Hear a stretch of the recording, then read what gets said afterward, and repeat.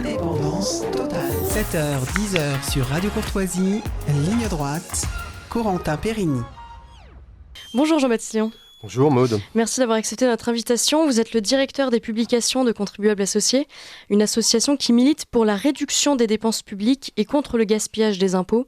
Et vous venez nous parler de ce film qui cartonne, sorti il y a quelques jours sur YouTube, 3000 milliards, les secrets d'un État en faillite. Alors d'abord, j'ai envie de vous demander, comment a-t-on pu en arriver là ?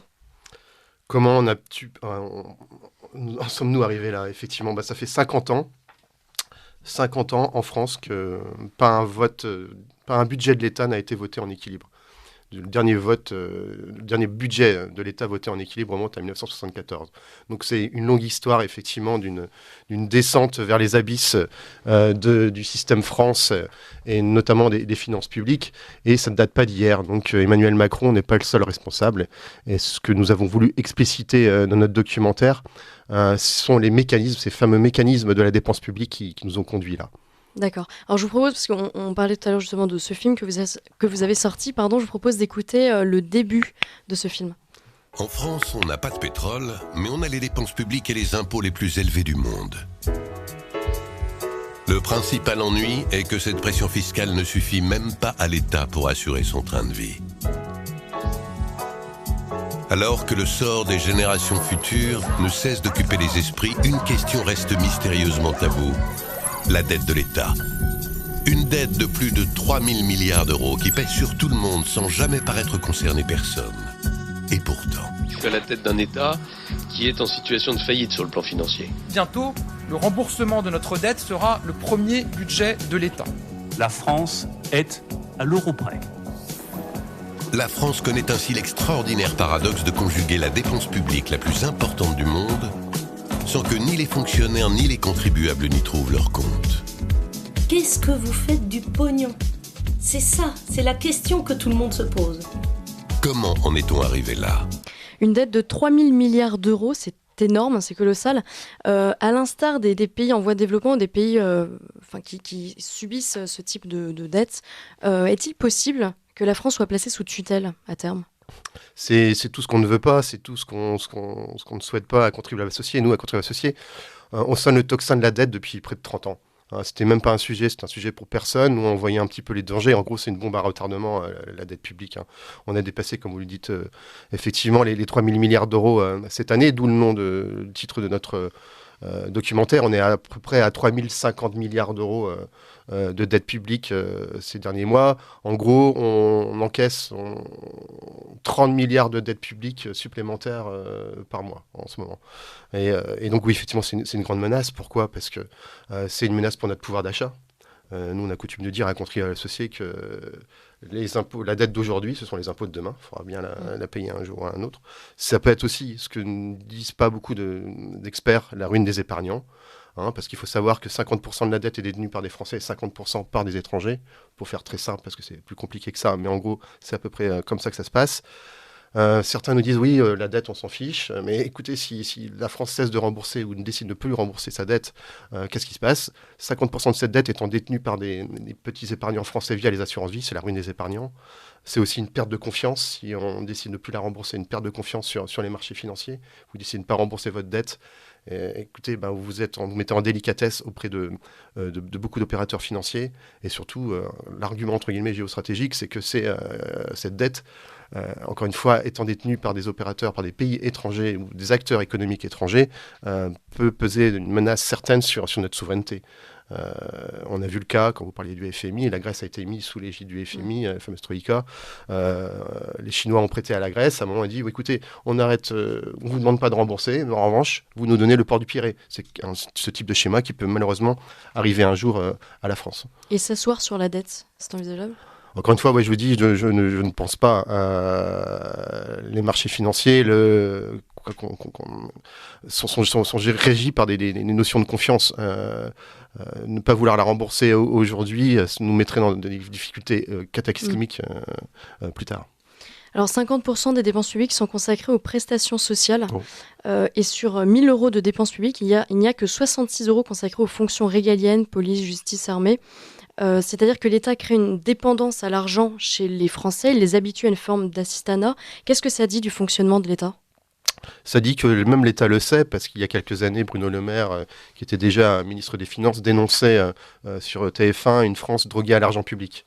Donc l'État s'en accommode, nos politiciens s'en accommodent. Qu'est-ce que ça dit ? Ça dit que l'État est partout. L'État veut tout faire, mais l'État fait tout très mal.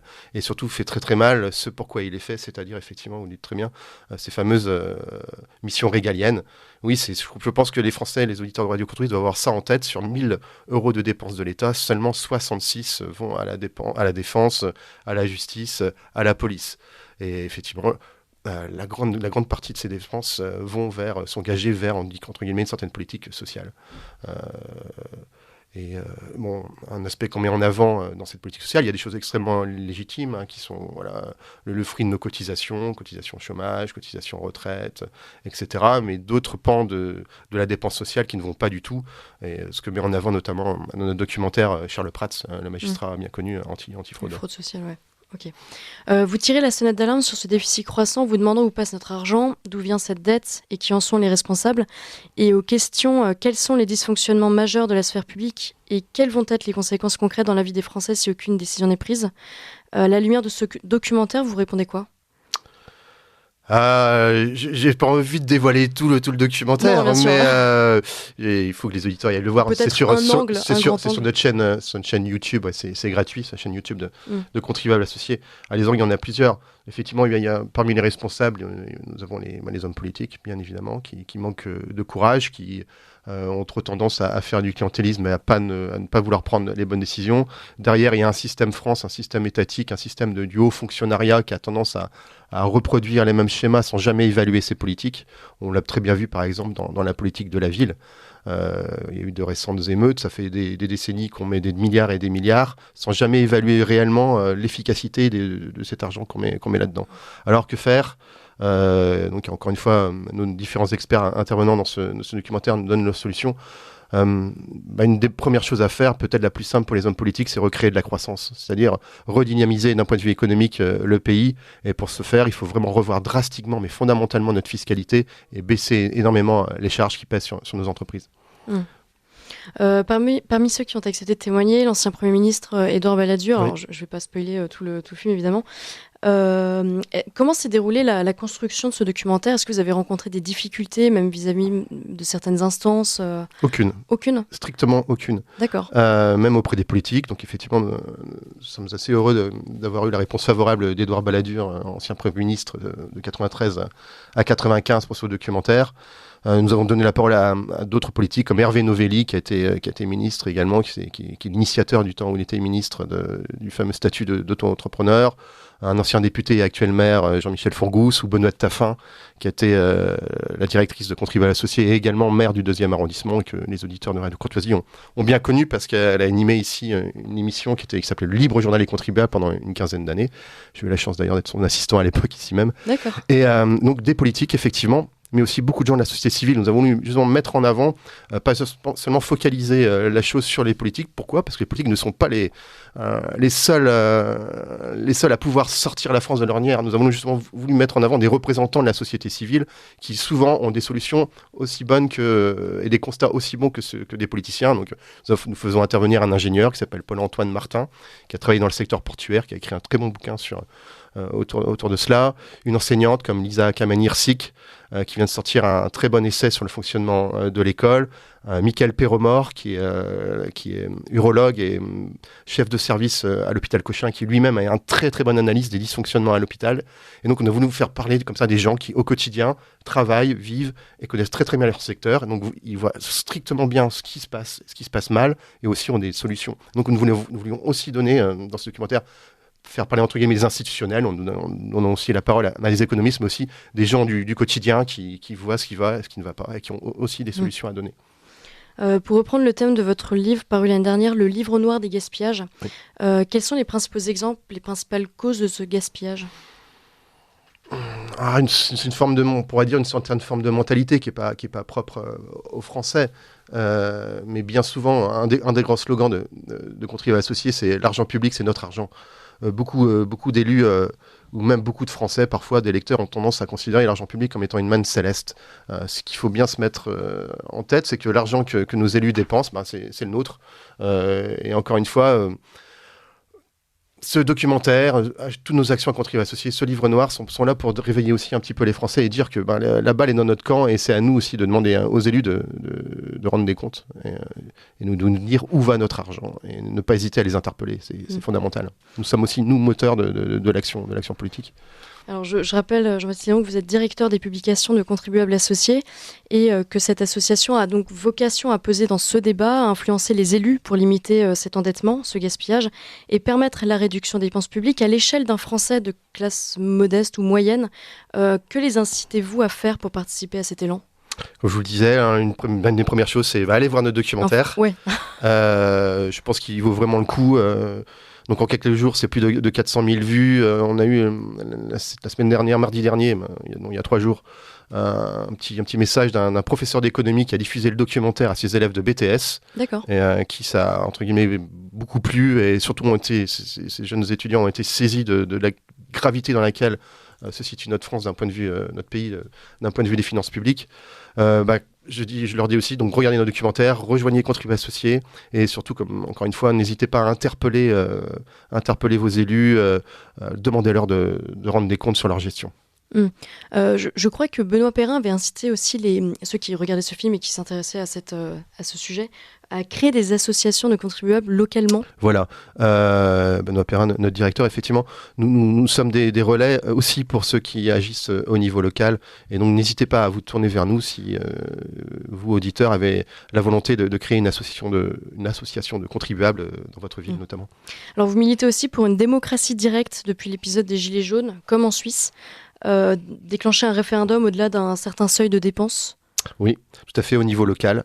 On peut dire que la Suisse est un beau modèle de gestion de ce point de vue-là.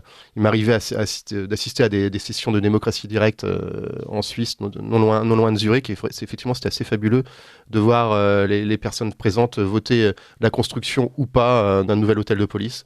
Alors, c'est des mécanismes qui sont bien ancrés dans la mentalité suisse. Ça fait plus de 150 ans.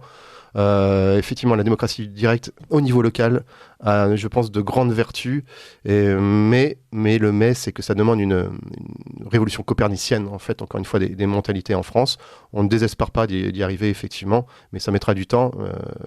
Mais Contribuables Associés œuvre sur la durée en la matière également. Ouais. Et objectivement, est-ce que vous croyez qu'on arrivera à diminuer cette dette publique dans les prochaines années ? Je pense, parce qu'on n'a pas le choix. On n'a pas le choix. Aujourd'hui, la dette publique, si on fait un ratio par habitant, c'est quasiment 45 000 euros par habitant.